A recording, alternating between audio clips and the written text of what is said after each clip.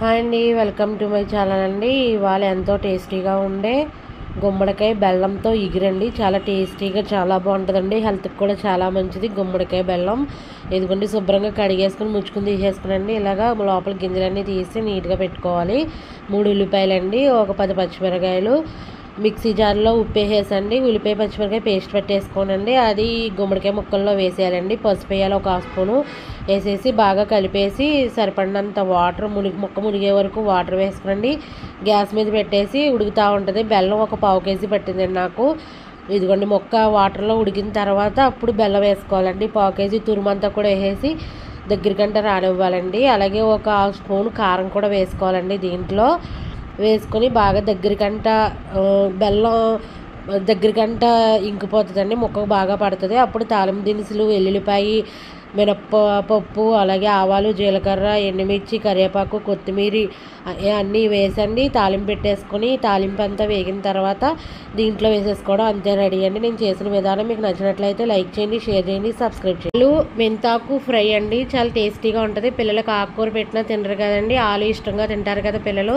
ఈ 2 కాంబినేషన్ చాలా బాగుంటాయండి, ట్రై చేయండి మీరు కూడా.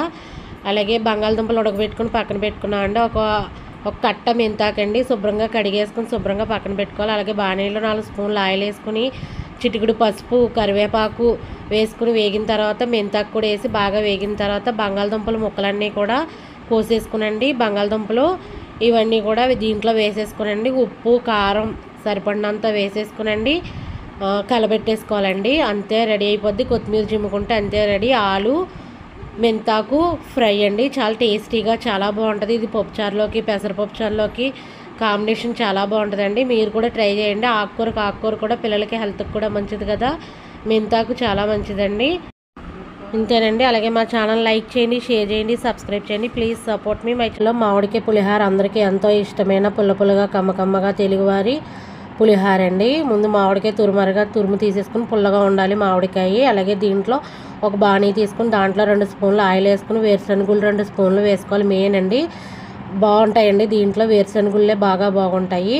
తర్వాత పోపు దినుసులు, జీడిపప్పు పలుకులు ఒక 5, పచ్చిమిర్చి ఒక 10, పోపు దినుసులు అన్నీ కూడా శనగపప్పు, మినపప్పు, ఆవాలు, పచ్చిమిర్చి, పసుపు, కరివేపాకు, కొత్తిమీర వేసేసి బాగా వేగిన తర్వాత అప్పుడు మనం మామిడికాయ తురుము కూడా వేసుకునండి. పులుపు మంచిగా ఉండాలి, బాగా పడుతుందండి.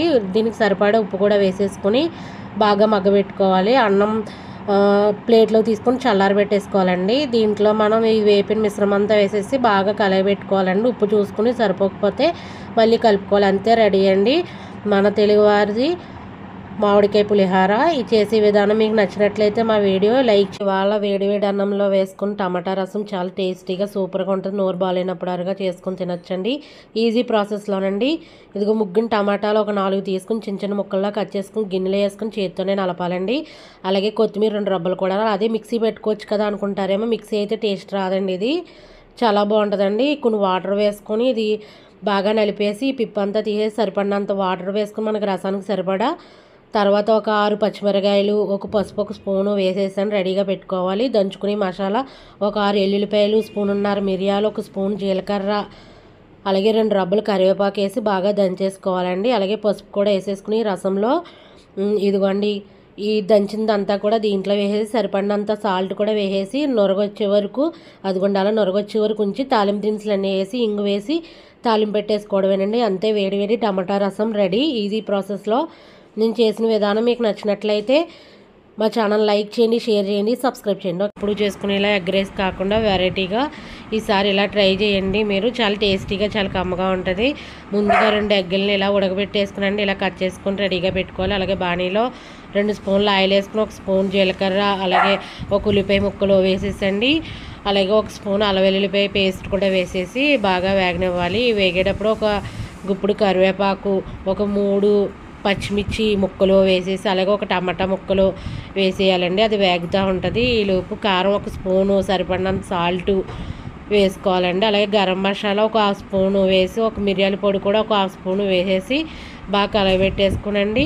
ఎగ్ ముక్కలు కూడా వేసేసుకోనండి దీంట్లో. అవి కూడా కలిపేసుకొని ఆయిల్ పైకి వచ్చే వరకు కొంచెం సిమ్లో పెట్టి మగ్గనిచ్చేసండి. రైస్ వేసేసుకొని కలబెట్టేసుకోవడం అంతేనండి. వెరైటీగా ఎగ్ రైస్ రెడీ. ఇలా ట్రై చేయండి. నేను చేసిన విధానం మీకు నచ్చినట్లయితే లైక్ చేయండి, షేర్ చేయండి, సబ్స్క్రైబ్ చేయండి. Please support me my channel. ఓకేనండి. Thank you.